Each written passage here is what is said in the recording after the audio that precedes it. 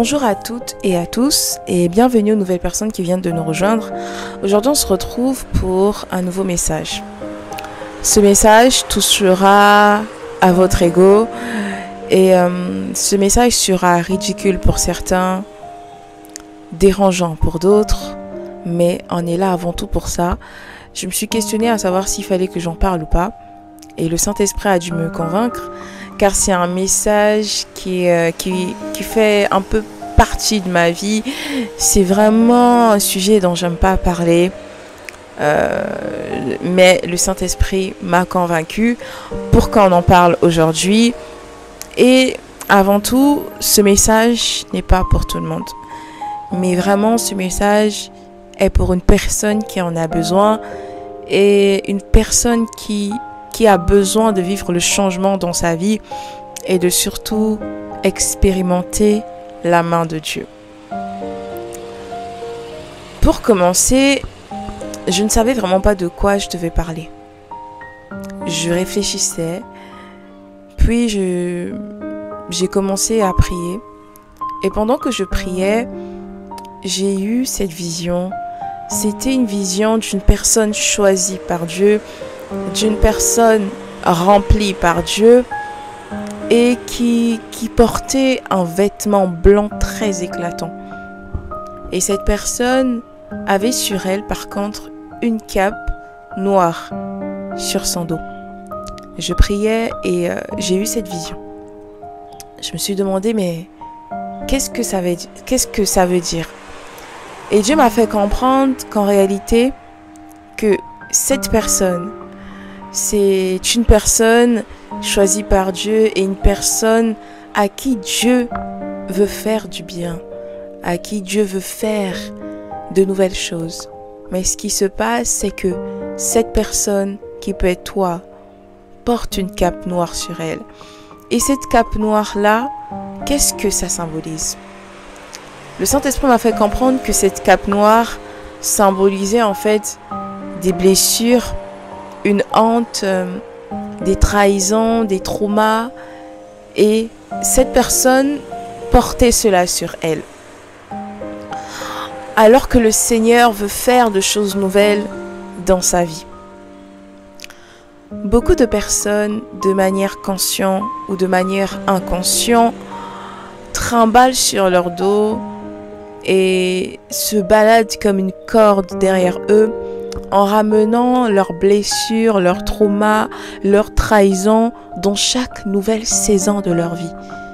Et en réalité, ce qui se passe, c'est qu'en ramenant ces blessures, ces traumas, ces trahisons, ces haines ou l'amertume en soi dans chaque nouvelle saison, cela ne permet pas à la personne de réellement tenir ce qui est destiné pour elle et aussi de voir réellement de bonnes choses et de choses nouvelles dans sa vie.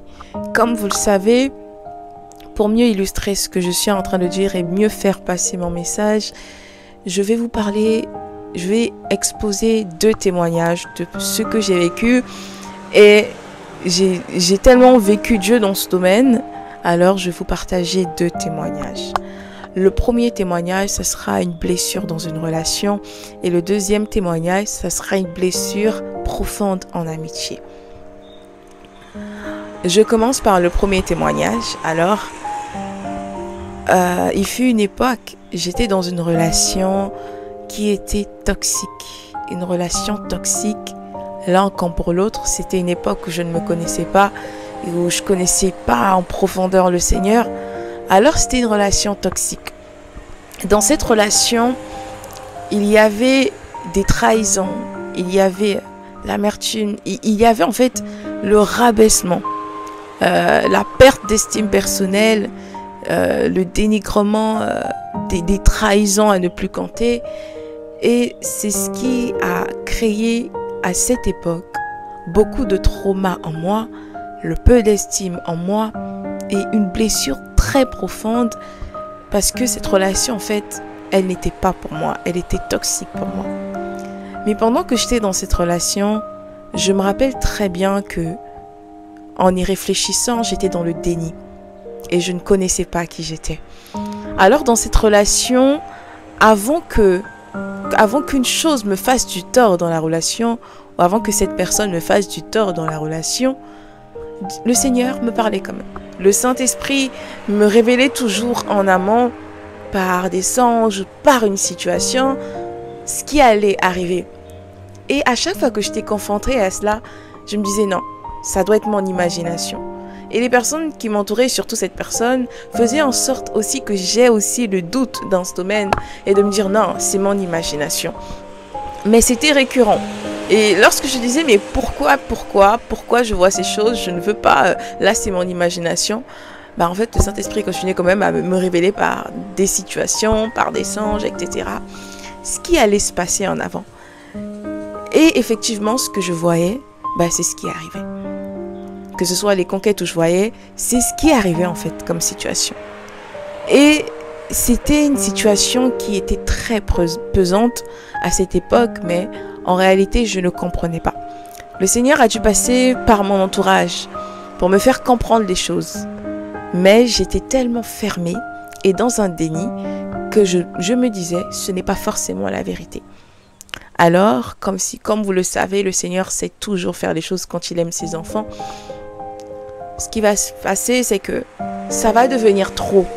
La pression, la douleur, elle va devenir tellement pesante en moi, tellement douloureuse. C'était vraiment une période difficile. Ce qui va se passer, c'est que une situation viendra en surface. Et cette fois-ci, ça sera de trop. Entre la pression des conquêtes, entre le manque de respect, entre ma valeur et entre tout ce qui se passait à cette époque, je sentais que c'était de trop. Alors lorsque c'était de trop, je voulais quitter par moi-même, mais je n'arrivais pas à quitter par moi-même. Alors un jour, je me suis dit non, trop c'est trop. Je n'y arrive pas par ma force. Alors je vais essayer Dieu. Je suis allée dans la présence de Dieu. À cette époque, j'ai crié à Dieu, j'ai dit Seigneur, tu vois mes larmes, tu vois ma douleur. Moi, personnellement, je n'y arrive plus. Si réellement tu es un Dieu qui existe, moi, je veux que tu m'aides à sortir de là.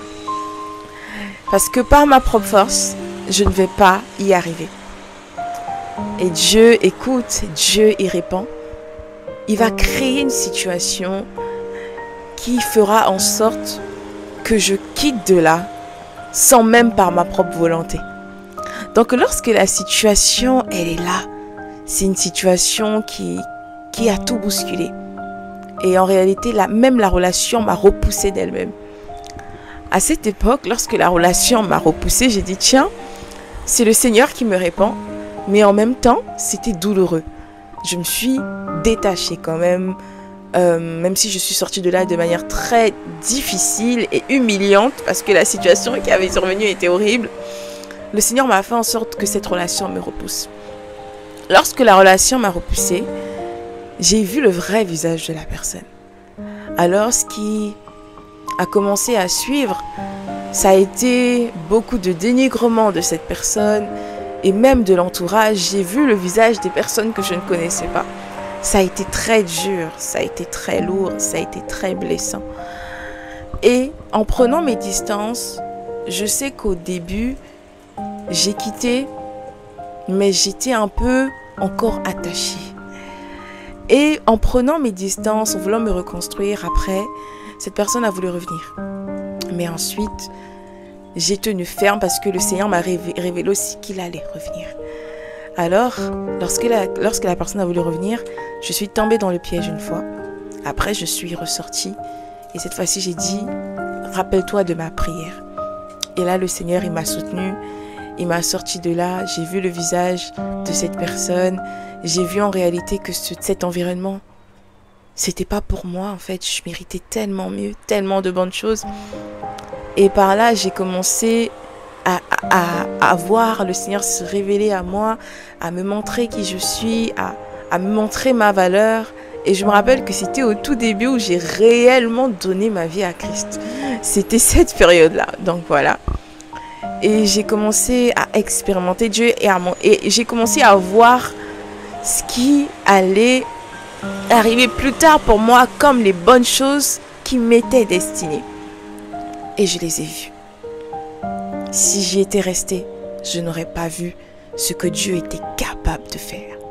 Parce qu'en réalité, pendant même cette marche de guérison, il me rappelait, tu vois, parce qu'il y a eu des temps où je me questionnais.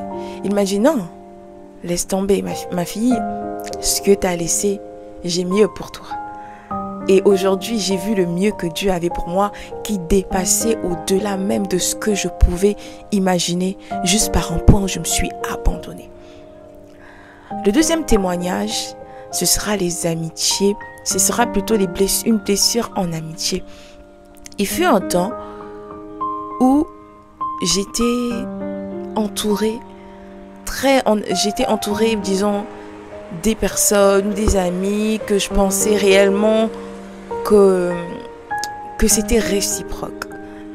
Mais il y a eu une situation où on avait eu, je crois, un problème à l'époque et on discutait de telle ou telle personne. Et lorsque cette nouvelle est venue aux oreilles de la personne, on avait fait en sorte comme une petite réunion. Alors, les personnes que je considérais comme des amis, lorsqu'on a fait la confrontation, j'ai parlé de manière brute à la personne concernée, j'ai dit ce que j'avais dit sur elle avec les autres, mais les autres ont tous nié. Donc, lorsqu'ils ont nié, ils ont tout mis sur mon dos.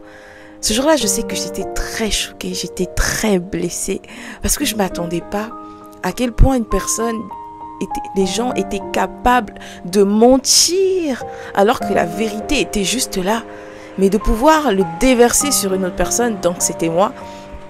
Donc à cette époque, j'ai subi beaucoup d'oppression, j'ai été déçue en amitié, c'était très profond pour moi parce que je m'appuyais beaucoup sur eux, c'était l'époque où je m'appuyais pas sur Dieu et tout a été chamboulé. Et comme si ça ne suffisait pas, malgré que je prenne mes distances, je vois que ces personnes ont commencé à proclamer des faux témoignages à mon égard. J'en ai eu vent à mes oreilles, ça m'a profondément blessée. Et comme si ça ne suffisait pas, en fait, ces personnes-là ont commencé à raconter tout ce que moi je leur disais au grand jour. Même en rajoutant, comme on dit chez nous, du piment. Ça m'a profondément blessée. Parce que j'ai vu mon nom être traîné dans la boue avec des faux témoignages et avec ce que moi je n'étais pas. Alors que ces mêmes personnes, je les avais fait du bien. Alors que ces mêmes personnes venaient chez moi. Alors que ces mêmes personnes, on était proches et je pouvais tout faire pour eux. Alors ça a été très dur. C'était une époque très difficile. Et je me rappelle que je suis allée dans la présence de Dieu. J'étais tellement en larmes, j'étais fatiguée de l'oppression qu'il y avait sur moi, des persécutions, des faux témoignages. C'était horrible. Et je sais très bien que pendant ces pleurs, pendant ce feu, j'ai crié à Dieu et il m'a soufflé juste un mot. Il m'a dit, Merveille, ils ne connaissent pas ton cœur, mais moi je connais ton cœur. Et après cette visitation, je suis ressortie de là de manière apaisée. Et je me rappelle que j'ai demandé, ok, vu que tu me le dis Seigneur, guéris-moi et restaure-moi. Je ne veux pas les en vouloir, je veux passer à autre chose. Et c'est là où en fait la guérison, elle a commencé. Et c'est là où, que même lorsque j'étais face à ces personnes, je ne les en voulais plus. Ensuite, je suis rentrée dans ce processus de guérison avec Dieu, que ce soit dans cette relation toxique, difficile, et aussi dans cette guérison en amitié avec ces relations. Je commençais à les exposer au Seigneur et j'ai expérimenté sa guérison parce que je me rappelle que quand j'étais dans ces situations ou que ce soit dans cette relation, je me disais toujours, mais Seigneur, si j'en sors, je vais pas y arriver. Je ne peux pas y arriver. Je sentais que la douleur, je n'allais pas y arriver. Je ne pouvais pas me détacher. Mais j'ai expérimenté la guérison pendant ce processus où la haine, où la colère ou l'amertume s'est apaisée et Dieu l'a enlevé. Et même dans ces relations en amitié qui ont été difficiles, je ne sais pas, mais tellement que j'ai exposé à Dieu, il m'a ramené dans ce processus de guérison où il m'a guéri, où il m'a transformé. Qu'est-ce que je veux dire par là? C'est que le simple fait d'avoir laissé Dieu restaurer, guérir, j'ai pu voir les bonnes choses que Dieu avait pour moi, les bonnes personnes que Dieu avait pour moi, qui dépassaient même ce que je pensais être à l'époque. Et j'ai pu découvrir qui j'étais, mon identité. Et j'ai pu voir de quoi j'étais capable. Et j'ai pu voir ce soleil et l'arc-en-ciel aujourd'hui. Si avant je n'avais pas pris le risque, si avant je n'avais pas mis ma confiance en Dieu, qui sait, je n'aurais jamais pu toucher ce que Dieu avait de mieux pour moi, qui dépasse et qui a dépassé tout ce que j'aurais pu imaginer dans ma vie. Qu'est-ce que je veux dire par là? Pourquoi je t'en parle? Pourquoi je vous en parle? En réalité, qu'est-ce qui se passe? C'est que Dieu m'a fait comprendre que beaucoup de personnes se baladent en fait avec les traumas dans chaque nouvelle saison. Beaucoup de personnes portent sur eux la cape, cette cape noire. Cette cape noire qui symbolise dans ta vie une blessure qui n'a pas fonctionné. Cette cape qui symbolise dans ta vie une relation ou des amitiés qui t'ont blessé. Cette cape symbolise une blessure, cette cape symbolise une humiliation. Et beaucoup se trimballent avec cette honte, cette humiliation, qui même depuis l'enfance, qui même depuis ton adolescence, qui même depuis un âge adulte, mais qui se balade sans cesse comme un fardeau sur soi dans chaque nouvelle saison.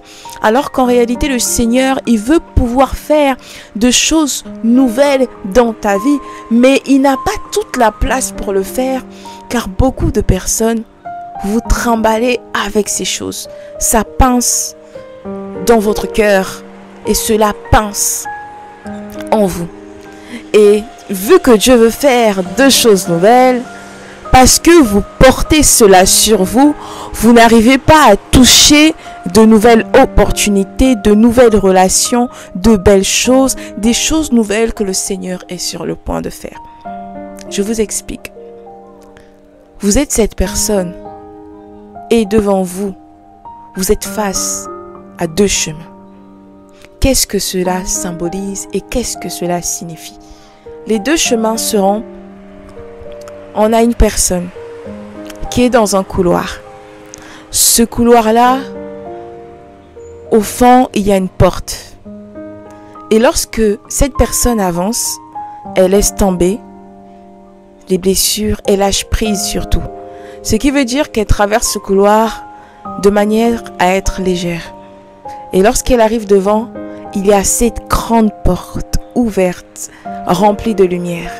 Et dans cette grande porte remplie de lumière, la porte est ouverte et donne accès à des opportunités, une belle relation, de belles amitiés, un nouveau bébé, un nouveau travail, de bonnes choses nouvelles, extraordinaires que le Seigneur a pour sa route. Et la porte, elle est ouverte, elle touche cette chose, elle a accès à cette chose et elle est épanouie dans sa vie. On a le deuxième cas d'une deuxième personne qui est dans un deuxième couloir. Ce couloir-là, lorsque cette personne, elle avance, elle trimballe sur elle les humiliations, elle trimballe sur elle l'amertume, elle trimballe sur elle les blessures, elle trimballe sur elle toutes ces choses. Donc elle est en train de longer tout au long de ce chemin-là avec un poids. Et lorsqu'elle arrive devant la porte, mince, la porte elle est fermée devant elle. Et cette porte fermée symbolise un blocage qui empêche d'avoir accès aux nouvelles choses que Dieu a pour elle ou aux nouvelles choses qu'elle est censée toucher dans sa vie. Elle n'a pas la possibilité de l'expérimenter. La porte, elle est fermée et le blocage, il est là. Alors, il y a deux chemins qui se trouvent devant nous. En réalité, lorsque je priais, le Seigneur m'a fait comprendre et il m'a révélé une chose. Il a soufflé en disant que lorsque vous ne vous débarrassez pas ou vous ne guérissez pas de vos traumas, de vos blessures, de vos humiliations, de vos hontes ou toutes ces choses enfouies en vous, que vous trimballez vos amertumes et toutes ces choses bloquées en vous, vous bloquez vos bénédictions. Il m'a fait comprendre que vous bloquez vos bénédictions. Pendant que j'étais dans ce processus de guérison, et lorsque je ne voulais pas guérir, que le Seigneur me l'a soufflé en disant tu bloques ta bénédiction, je n'ai pas saisi. Mais après mes tentatives et après mon effort, j'ai compris qu'il y avait ce blocage. Et lorsque j'ai lâché prise d'accepter la guérison, j'ai eu accès à ce que Dieu avait pour moi. Et comme ce message, quand j'ai eu ce songe et que le Saint-Esprit m'a parlé, il m'a dit « Ayez des cœurs d'enfants ». Dieu veut que nous puissions avoir des cœurs d'enfants. Je vais m'expliquer lorsque le Saint-Esprit m'a soufflé « Ayez des cœurs d'enfants ». Et qui est ce message pour toi et pour nous toutes d'avoir des cœurs d'enfants? Qu'est-ce que cela symbolise? Je vais mieux l'illustrer en commençant par l'exemple d'un enfant de 4 ans. Voyez, moi j'ai des nièces, j'ai des neveux, mais je vais m'appuyer sur mes nièces. J'ai une nièce de 4 ans. Et vous remarquerez qu'un enfant de 4 ans, lorsqu'il se cogne, et surtout ma nièce, lorsqu'elle se cogne, ou qu'elle se blesse, elle se fait mal plutôt. Elle va pleurer pendant un temps, elle va sortir toute sa douleur. Et après, elle va oublier, elle va redevenir joyeuse, comme si rien ne s'était passé. On peut lui gronder et après, elle ressort sa douleur ou elle se fâche. Mais après, elle laisse couler, elle redevient joyeuse avec même la personne. Pour dire que le Seigneur veut que nous puissions avoir des cœurs d'enfants et il veut que vous sachiez que vous devez avoir des cœurs d'enfants. Un cœur d'enfant, c'est un cœur qui, oui, sera confronté à une blessure, qui aura vécu des choses difficiles, des humiliations, des traumas, des trahisons. Mais ce cœur d'enfant-là sera en position en tout temps de lâcher prise et de se laisser guérir. Et de ne pas continuer à regarder à cette blessure ni à cette douleur, mais de laisser cette douleur-là être guérie en fait. Et pouvoir être assez légère pour vivre de bonnes choses dans sa vie. C'est vrai que de nos jours, en tant qu'adulte, on est confronté à tellement de réalités. La réalité de la vie d'adulte, c'est que on est confronté à beaucoup de problèmes, beaucoup d'injustices. Et lorsque on grandit, on avance ou on évolue avec, notre cœur, il devient dur. Notre cœur est endurci. Et lorsque notre cœur est endurci, on devient moins sensible. Et lorsque notre cœur est endurci, on a du mal à toucher ce qui est à nous et on crée un blocage. Vous voyez? On se rappelle de « Ok, j'avais ce trauma, ok, j'avais ces trahisons. » Et lorsqu'on va dans une nouvelle saison, à chaque fois, on est là, on porte ces choses. On porte ces choses et on n'a pas la possibilité d'expérimenter dans toute son entièreté cet environnement peut-être que Dieu veut nous donner, ou cette bénédiction, ou ce qu'il y a à nous, ou expérimenter simplement et pleinement de nouvelles choses bonnes dans notre vie.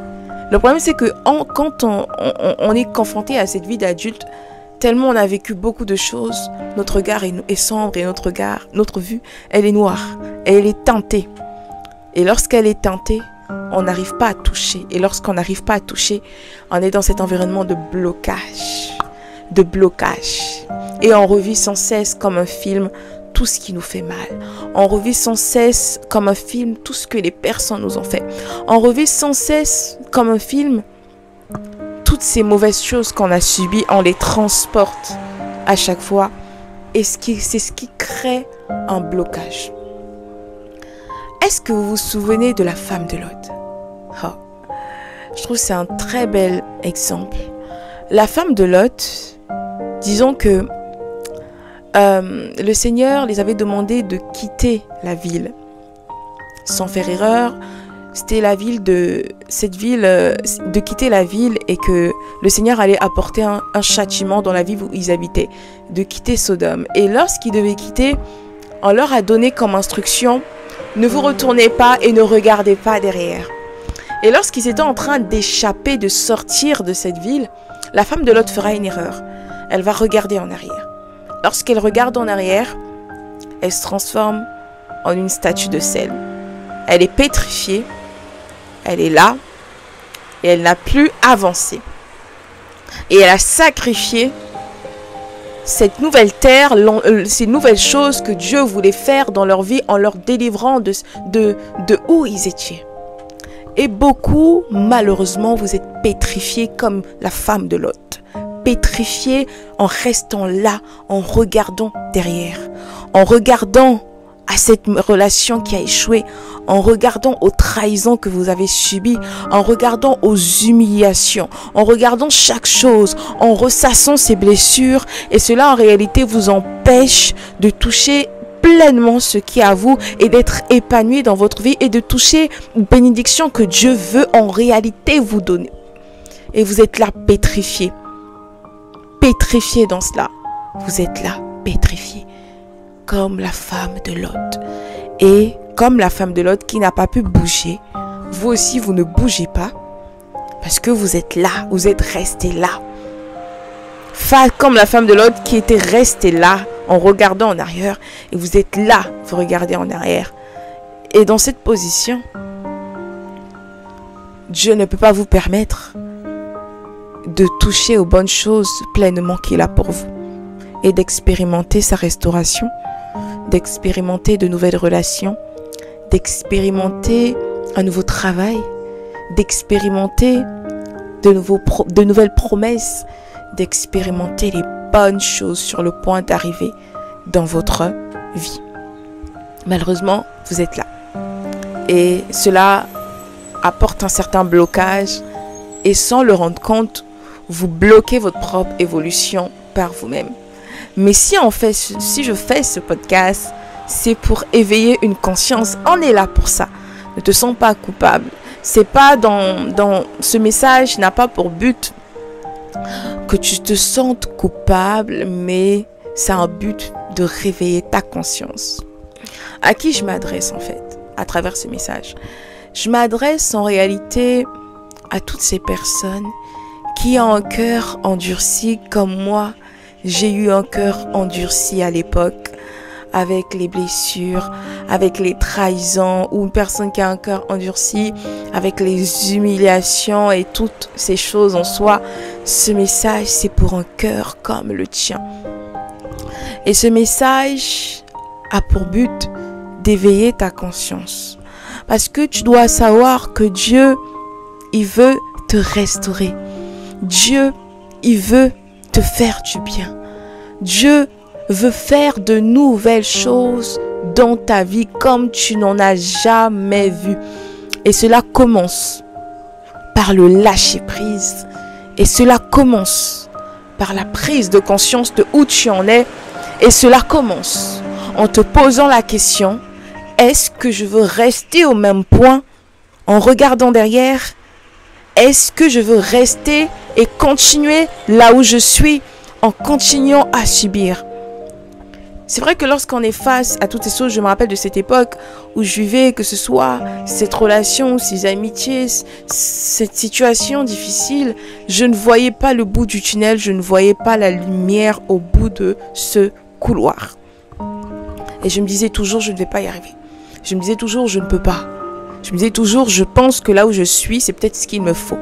Mais en prenant courage et avec le soutien de Dieu, on est capable de tout. Lorsque vous avez un partenaire comme lui, vous êtes capable de tout et il ne veut pas et il ne voudra pas que vous restez à un point où vous ne touchez pas ce qu'il a pour vous et que vous ne soyez pas épanoui dans votre vie. J'ai dû prendre ce courage-là, de décider à y sortir, même si pour les autres c'était trop tard, de prendre mon courage de parler à Jésus, de laisser, d'expérimenter sa main dans mon cœur, dans ma vie, en me révélant, en me parlant, en me poussant, en marchant avec lui à ses côtés. J'ai dû m'armer de courage et il a fait le reste. Car ce n'est pas vous, mais c'est Dieu. Ce n'est pas votre force, mais c'est par son esprit. Et comme moi, il a fait, il veut aussi que vous goûtez à ce nouveau parfum-là dans votre vie. Il veut vous dire que il peut vous guérir. Même si vous pensez que votre blessure, elle est trop profonde. Ou votre blessure, personne ne peut y arriver. Personne ne peut vous restaurer. Lui, il peut le faire. C'est vrai que moi, de mon côté, ça m'a pris 1 année. Mais il a fait le travail quand j'ai compris ce qu'il fallait que je fasse. Et Dieu peut le faire. Il peut vous restaurer en un instant. Il peut vous guérir en un instant. Il peut vous guérir pour une blessure, des situations, des humiliations que vous avez pu endurer pendant des années. Il peut restaurer, donner un cœur neuf. Votre cœur là a peut-être un trou à l'intérieur qui a besoin d'être totalement guéri et restauré. Il veut le combler et vous donner ce cœur neuf afin que vous sentez de manière légère en tant que personne et afin que vous touchiez aux nouvelles choses, à ce nouveau parfum, à cette bonne odeur-là dans votre vie, car il est capable en réalité de le faire. Si rien n'est impossible à lui, il est capable de le faire. Si moi qui pensais pendant ces temps de tourment que Dieu ne pouvait pas dans ma vie et je me disais que je ne pouvais pas y arriver, il est capable de le faire. Et de la même manière que j'ai pu l'expérimenter après, en connaissant en réalité qui j'étais, en connaissant de quoi, en voyant de quoi j'étais capable en tant que sa créature et en voyant de belles relations devant moi, de belles opportunités devant moi. Il est capable de le faire. Souvenez-vous-en. Et à toutes les personnes qui vont se demander, mais comment faire pour avoir un cœur d'enfant? Dieu veut vous souffler. Ayez des cœurs d'enfant. Ayez des cœurs d'enfant. Et comment faire pour avoir un cœur d'enfant? Je vais commencer par là et vous expliquer ce que ça signifie avoir des cœurs d'enfant. La première des choses que vous devez faire, c'est que vous deviez identifier vos traumas. Identifier votre blessure. Lorsqu'on va chez le médecin, on va parce qu'on sait de quoi on souffre. Et lorsque on sait de quoi on souffre, en fonction de ce qu'on exposera au médecin, il nous apporte un traitement en fonction de notre maladie. C'est la première des choses. Vous deviez identifier vos traumas. Parfois, c'est douloureux de faire face à soi-même. Moi, je me rappelle, ça a été très douloureux au début. Mais ça en vaut la peine. Alors, identifiez cette blessure, identifiez ce trauma, même si ça date de lorsque vous étiez petit à l'âge de 6 ans, même si ça date lorsque vous étiez dans une relation à l'âge de l'adolescence. Je ne sais pas, mais peu importe ce que c'est, identifiez-la. Et si vous n'arrivez pas à identifier, demandez au Saint-Esprit de vous aider à l'identifier. Lorsque vous l'identifiez, c'est la première des choses. Et en deuxième point, vous devez l'exposer à Dieu. Qu'est-ce que ça signifie? Exposer à Dieu, ce n'est pas venir et dire, bon, Seigneur, je souffre de ça. Mais parler de ça et expliquer ce que vous ressentez. Moi, à l'époque, j'ai exposé à Dieu de tout mon cœur sans honte parce que je savais que lui, je peux le faire confiance. J'ai exposé en détail tout ce que je ressentais et comment ça me faisait de la peine. J'ai exposé à Dieu. Et vous pouvez le faire même par un bout de papier, vous écrivez. Généralement, lorsqu'on écrit, on est plus précis et on a la capacité aussi d'exposer en profondeur ce qu'il y a à l'intérieur de nous. Moi, je me rappelle à cette époque, j'ai écrit tout ce que je ressentais, tout ce qu'il y avait. J'ai exposé point par point ces blessures. Et lorsque j'ai fini d'écrire, je suis encore allée dans la présence de Dieu. J'ai parlé de tout mon cœur et j'ai encore lu tout ce que j'avais écrit. J'ai exposé à Dieu et j'ai demandé sa main sur ce point. N'ayez pas honte d'exposer. Même si c'est un sujet qui vous fait honte, n'ayez pas peur d'exposer à Dieu. Exposez avec toute l'authenticité, avec toute la vérité, que ce soit un sujet de honte ou pas un sujet de honte. Exposé parce que c'est lui Et vous, c'est de cœur à cœur. Et un cœur à cœur avec Dieu, avec honnêteté et sincérité, il ne peut que être sensible à ça. Parce que vous ne multipliez pas des paroles, mais vous parlez de tout votre cœur. Troisième des choses, c'est vous abandonner à lui. Oui, vous devez vous abandonner entre ses mains. S'abandonner à Dieu, c'est quoi?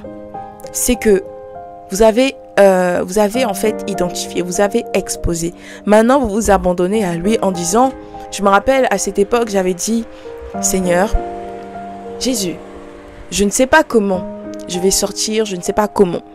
Je veux être guéri, mais tu as écrit dans tes écritures que tu guérissais de toutes les maladies. Et de toutes les maladies, ça inclut même les guérisons de l'âme. Tu me l'as dit et tu peux le faire. Alors je ne sais pas comment tu vas faire, mais fais comme tu veux. Je vous le dis, faites-le. Allez devant la présence et dites, Seigneur, je ne sais pas comment tu vas faire, je n'ai pas besoin de comprendre. Parce que si je me mets à comprendre comment tu vas faire, je ne saurais pas comment tu feras parce que tu es Dieu. Alors dites, Seigneur, je ne sais pas comment tu vas faire pour me guérir. Mais j'ai assez confiance pour dire que tu as la capacité de me guérir.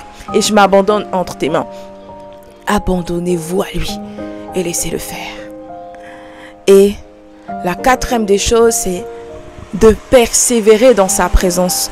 Vous savez, lorsque je me suis abandonnée, il y a des temps, la guérison, elle n'est pas venue de manière facile. Il y a une guérison, surtout en amitié, elle est venue de manière rapide. Mais après, la guérison pour la relation, elle n'est pas venue comme ça. Je sentais qu'il y avait encore de l'amertume en moi. Et même si au début Dieu avait guéri, pour moi ça a été un processus. Et je sais qu'il y a des temps, il y a eu des temps où j'étais fatiguée, il y a eu des temps où j'étais en colère, il y a eu des temps où j'étais en larmes. Mais à chaque fois j'allais dans sa présence, je pleurais même dans sa présence, je parlais même dans sa présence. Je disais, mais Seigneur, tu peux le faire. Et je l'ai exposé, j'ai dit non, tu dois m'aider. S'il te plaît, aide-moi et fais ce que tu veux. Et en persévérant aussi dans sa présence, c'est venu d'une manière tellement rapide. Et j'ai eu cette guérison, j'étais tellement légère. Même lorsque j'étais confrontée aux mêmes personnes qui ont voulu revenir, j'étais tellement légère. Et j'ai vu la main de Dieu et la justice de Dieu, voir ces personnes s'excuser, voir même cette personne vouloir revenir et s'excuser. J'ai compris qu'en réalité, là, je suis guérie.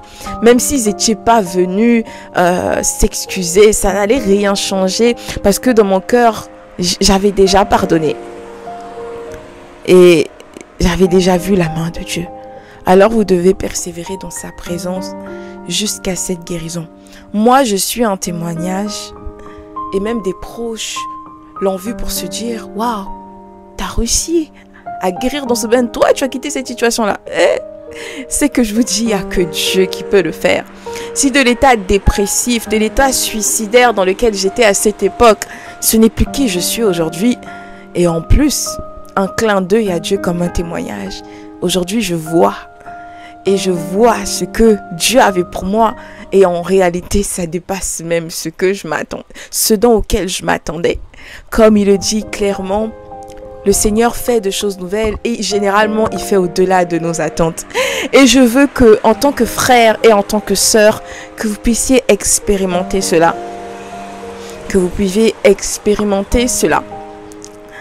Et je voulais faire un rappel ce que c'était d'avoir un cœur d'enfant.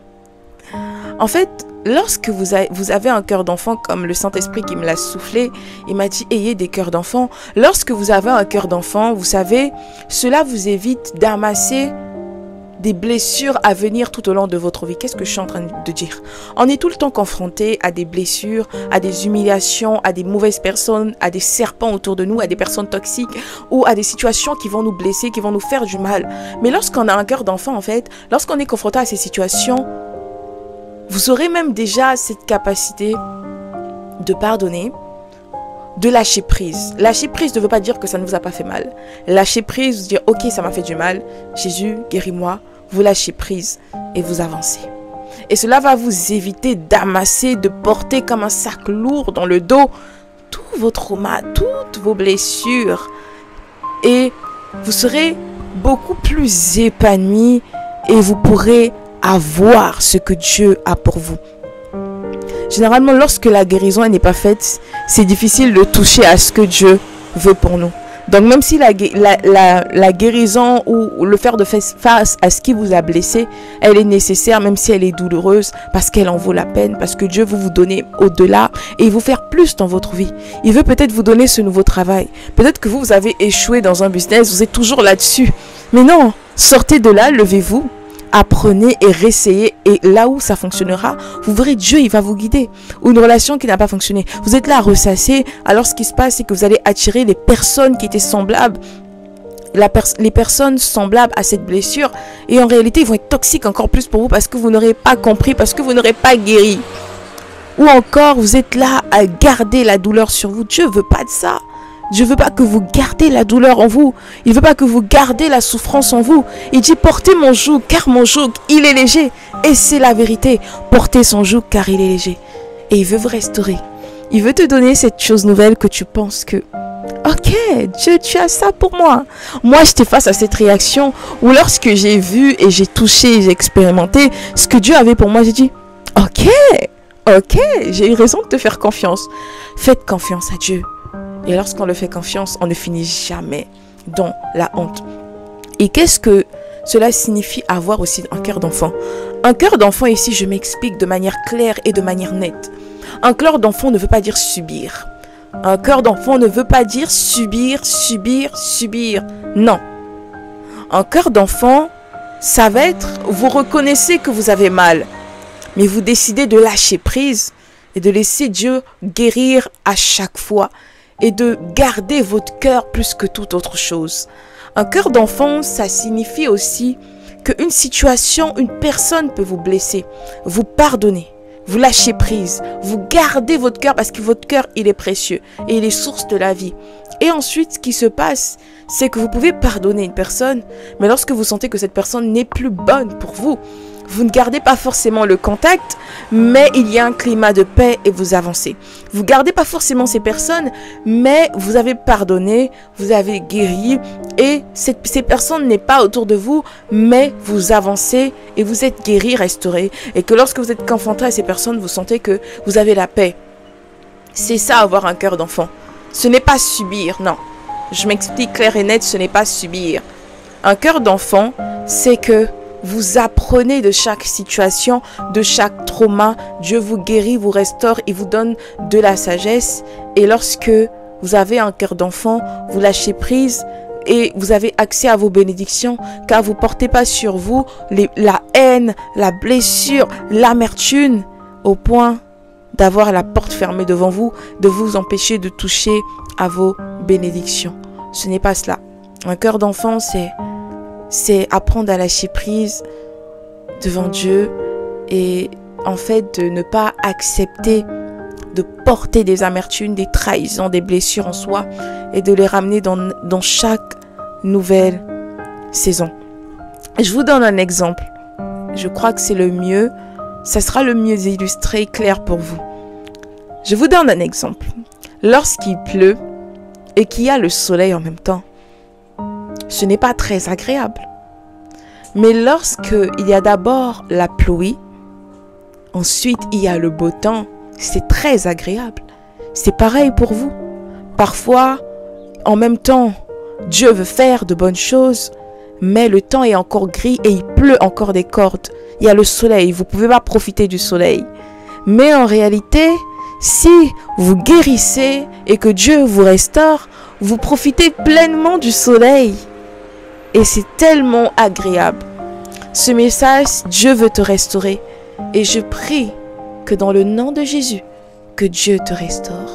Que ce soit un éveil spirituel, que Dieu te restaure, comme il a la capacité de le faire. Aujourd'hui encore, il est temps que tu dises non au diable dans ta vie. C'est non et c'est non. Il est temps que tu dises non au diable, non à l'amertume, non aux blessures que tu trimbales dans ta vie, non à ces douleurs de trahison, non au rejet, non à toutes ces choses, non. Il est temps que tu dises non. Car tant que tu ne diras pas non, tu laisseras le chemin au diable qui va faire en sorte que tu ne sois pas bien, que tu ne touches pas à ce que Dieu a pour toi, que tu continues à regarder derrière et que tu ne puisses pas voir les nouvelles choses et le nouveau chemin que Dieu a prévu pour toi, ma sœur et mon frère. Alors que cela sonne dans ton cœur et dans ton oreille et que le Saint-Esprit fasse ce qu'il veut et qu'il fasse son travail. J'espère vraiment que ce message t'aura aidé. J'espère aussi que ce ne sera pas plus qu'une aide, mais que ce sera un début de restauration et une restauration à une personne en particulier qui regarde et écoute ce message. Reçois sa restauration et laisse-le faire et touche à ce qui est à toi. Il veut réellement faire de choses nouvelles et il a besoin que tu l'ouvres ton cœur. Alors je vous dis encore merci d'avoir été avec moi pendant ces temps. Je prie encore que Dieu vous restaure et que vous puissiez expérimenter d'une manière extraordinaire la main de Dieu dans votre vie et que Dieu vous bénisse et on se dit à très bientôt.